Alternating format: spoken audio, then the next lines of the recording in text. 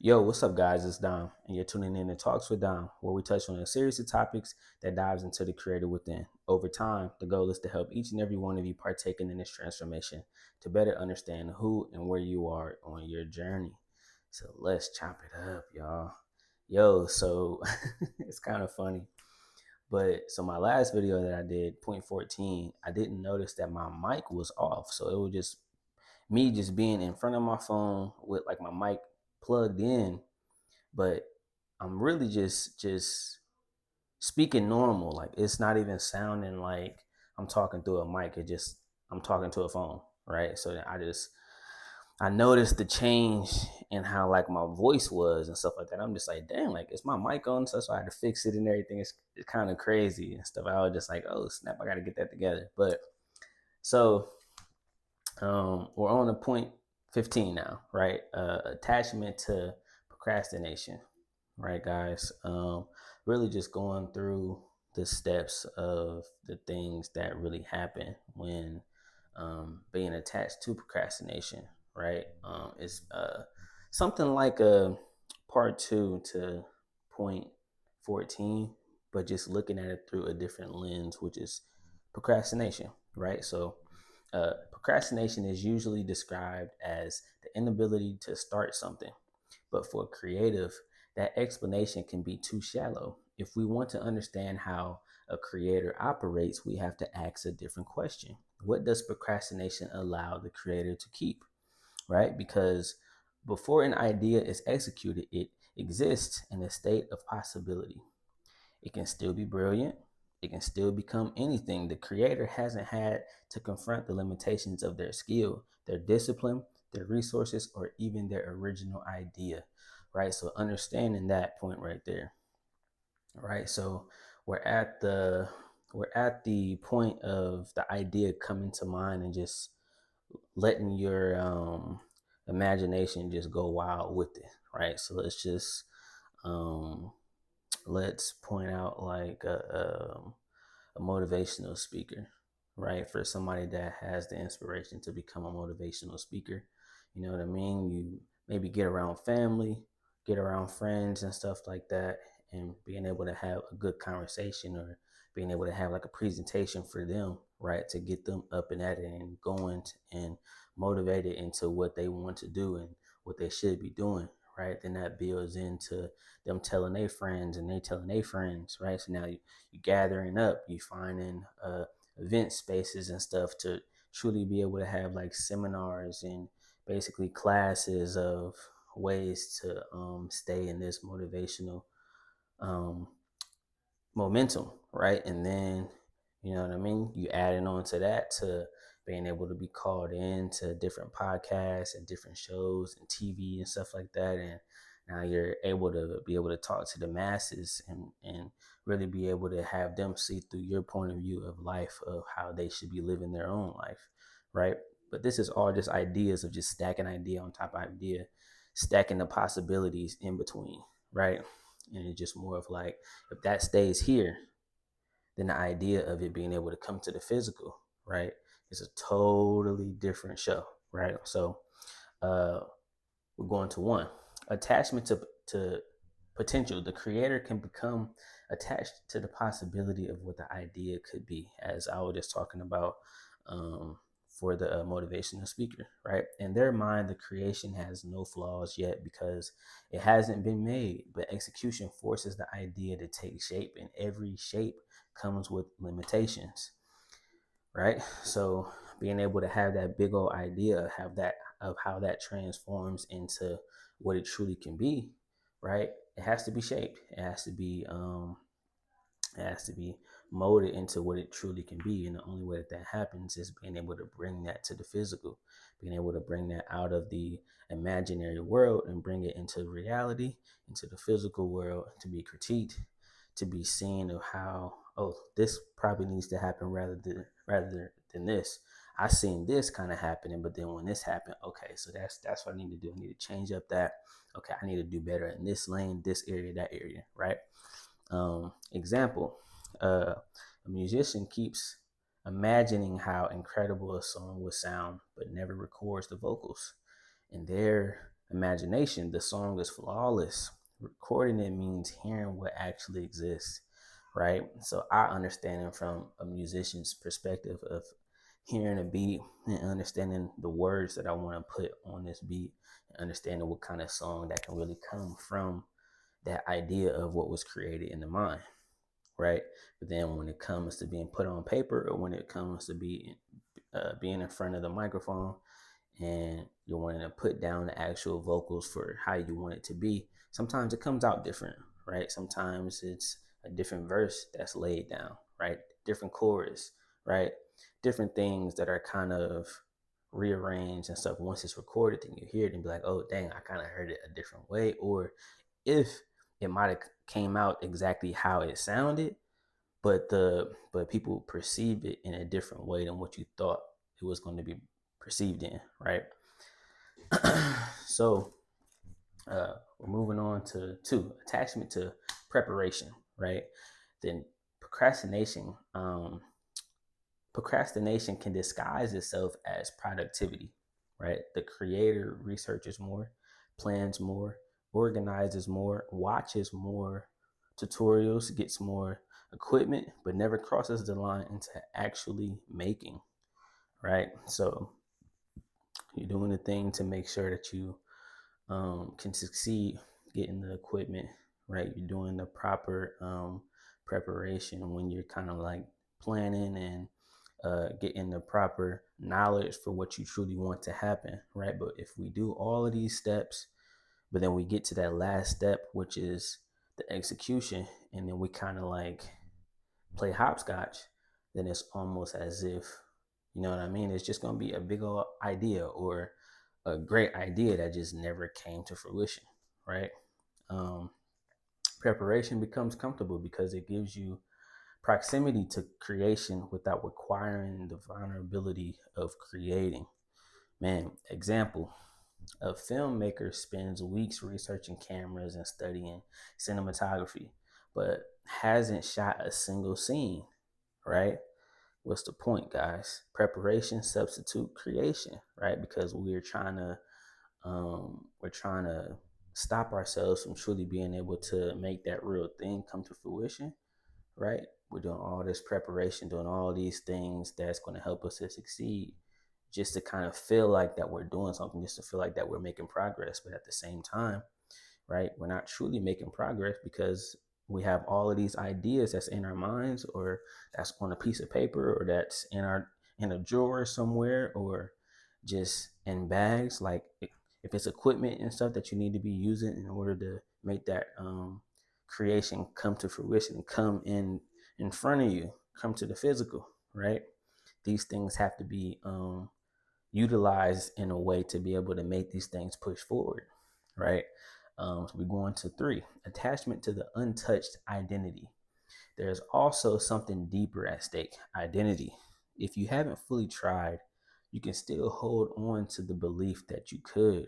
Ooh, that's a big one, because understanding, like, how many times have you said to yourself, or have you heard someone around you say, well, dang, I really didn't try as hard as I really thought that I could try, or as hard as I really could go, right? If I just went to this max, or went to this tier when it comes to that specific thing, right? I could really beat this. Like I could really do that, right? The possibilities of what that I could, or I could, if I actually tried, like if I tried to do that, or if I tried to do this, right? Like it's so many possibilities that come with that, right? So then being able to lock into the untouched identity is crazy. That's almost like a that's almost like a drug, yo. That's almost like a crutch in a sense, though, for certain creatives, right? uh, the moment you actually create, you receive evidence about yourself, right? Example: someone says, "I've always, uh, I've always wanted to paint." As long as they haven't painted, there's still someone who could become a great painter, right? To be like, yo, I want to be the best rapper, or I want to be the best actor, or I want to be the best designer when it comes to clothes, or I want to be the best director. You know what I mean? If you haven't stepped forward to actually try to actually put steps into making something become real, right, then it's only something that you could still try. It's only something that you could try, right? But that's an identity that could be a con in the long run, right? It's a pro in the beginning if it's something that you're actually thinking about and you're actually going to execute. But if it's something that you're just like you're thinking on, right? But in the long run, you know for sure that you're not going to actually go into that or try that thing, right? It's time to move into the thing that you're actually supposed to be doing, that you're actually going to try and continue on, right? So once they actually paint, they have to confront where they are right now, right? Being able to see, just like I said before, like being able to step into that thing. Now you can really see what you have to shape up, what you really have to get better at, what needs to go, and what can stay, right? And so going into uh, going into 4, attachment to the perfect moment, right? I know that has I've been a person that would say, hey, I'm just waiting for this. I'm waiting for things to be like this or like this, waiting for a perfect moment, right? I know I've been that person for sure, right? Procrastination can also create an imaginary future where everything will finally align, right? I'll start when I have more time. I'll do it when I'm more focused, right? I'll start when I know exactly what I'm doing. But the perfect moment keeps moving because the creator is waiting for the conditions to eliminate the discomfort of beginning, of starting, of taking that first step, of leaping, of taking a risk, right? You can't let um you can't let that the timeline of a perfect moment just be waited on as if you're just like sitting in a waiting room or at the train station with your ticket, just waiting for your train to come. Yeah, that train's not coming, gosh. That train's not coming, right? Sometimes you gotta build your own vehicle, you know what I mean, for the journey. You know what I mean? Sometimes you gotta adjust to the weather. Sometimes you gotta adjust to certain things that may come at you, right? And this is along the journey, right? So that perfect time is only something that's imaginary in the mind, right? It's only something that we see on the movies, right? But let's not forget these movies are something that's portraying something of what it could be, right? Not portraying actual real life of how it is on the day to day, right? These are movies, these are actors, these are people that are professional actors, incredibly great at portraying something that could be that's close to something, right? But understanding that perfect time is like waiting for green rain to fall. It's not happening, right? Example: a writer keeps telling themselves they'll start the book when the schedule settles down. The schedule never becomes perfect, so the book never begins, right? Being able to get over that, being able to cross that line, cross that like it's almost like when you run track, right? Getting your stance, put your um put your cleats on the blocks, right? Get in you're getting ready, right? You hear the gun go off, pow. Now you gotta get up, head out, right? Gotta cross that line, right? You gotta start, you gotta take some steps in, right? We're going on to number 5, right? Attachment to avoidance. Eventually something even more interesting happens. The creator doesn't just procrastinate occasionally, they become familiar with the escape. They feel the tension of beginning, find something else to do, experience temporary relief, and repeat. Let me say that again. They feel the tension of beginning, finding something else, experiencing temporary relief, and repeating it, right? So you're in that same loop every time that you tell yourself that you want to try something, right? You plan for it, you start to see how that thing can actually work, right? And you kind of it's almost like the honeymoon phase of like a creation of an idea, right? You're in the good part of the idea until you actually have to step into the real world of that idea, right? So now, um, Now, procrastination isn't simply a time management problem, right? It's a learned relationship with discomfort, right? It's something that you truly have to get used to, right? Being able to try something, being able to go into it, being able to um, hear criticism and know that these are things that are coming because this is what's being shown, right? When you see something, right, judgment is going to come off naturally just off of what you see. Like if you see a painting, you're like, damn, like that's a dope painting. Or if you see one that's not so dope, you'd be like, damn, oh, like that's a cool painting. Like, but it could actually do this. It can actually add this to it, or it can be more like this or that, right? It's just more of just life itself. But being afraid of that, being afraid of just how the world is going to perceive it, right? Not truly being as confident in your own skill once you see it actually in front of you, right? Once you see you getting into that, taking that step, and it's not exactly how you thought it was going to be, right? That's cool. That's just the starting of it, right? That's crossing the line. That's taking the step, right? I heard somebody on Instagram say, I think it was Lil Russell, right? He was saying it's quantity over quality, right? Until you have enough quantity to make quality, right? That was dope. That was a dope line. But basically saying that like, yo, I would rather I'd rather give a person 1,000 days to make something perfect or to make something dope rather than giving a person 10 days to have 10 dope projects, right? 1,000 days to make one dope project versus 10 days to make 10 dope projects, right? Because over time, within that 10 days, right, it's only so many things that you can learn within that 10 days. There's only so many ways to experience, right? With 1,000 days, you feel me? Oh my goodness, there's so much that you would be able to try out. You know what I mean? It's almost like shots and stuff like that. You're shooting over here. You feel me? Shooting from the three and everything. Figuring out, damn, not that good from the three. Coming up and everything. Shooting the two. Okay, I can hit twos and stuff like that. Go for the layup. Oh yeah, I can hit a layup. I need to work on my two. I work on my threes though. So let me get back here.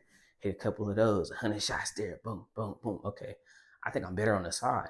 Oh, I'm kind of good up top. Let me do that. Boom, boom, right? So now we're just more of just kind of like giving yourself the time and the knowledge for the longevity of it, thinking of a thing and the longevity, giving yourself time to become better, right? Is always going to make you more confident and make you a better creative overall, right? When you start to understand that this thing is not a race, right? Because what you create is what you create. That idea came down into you for a reason, right? That idea sparked in your mind to give to the masses for a reason, right? So being so like antsy or being anxious about putting that out there is only, you know what I mean, hurting yourself, right? And then watching that next person come out with an idea that might have been something close to what you were about to do, and you just like, dang, like now you see that idea goes to a place that you just like, yo, like that actually went further than I believed that my idea was going to go, and our ideas was identical. So it's just more of like, guys, we got to think about it like that, though, right? That attachment to procrastination, right? Ways to be able to push away from that, right? But now this gives you something to talk about, right? This gives you something to grow from. This gives you something to take along with you. Dang, I was going through that procrastination problem with these ideas that I had with my creativity, right? But yeah, guys, until the next one, though, man. Hey, just continue to post in the comments, man, anything about like procrastination, right? Anything that you can help the next fellow creative getting better with procrastination, right? Let's continue this conversation, man. Let's continue to grow. Let's continue to get better, right? I pray that you guys are tapping in with these videos and really aligning with your inner creative on a day to day, becoming better and coming to, you know what I mean, coming to war, or not even to war. I don't want to make it seem like something that's just has to be a battle every time. but you're getting up and you're coming to class. You know what I mean? You're learning, you're getting better, right? So, to the next one, though, guys. Let's keep going for sure.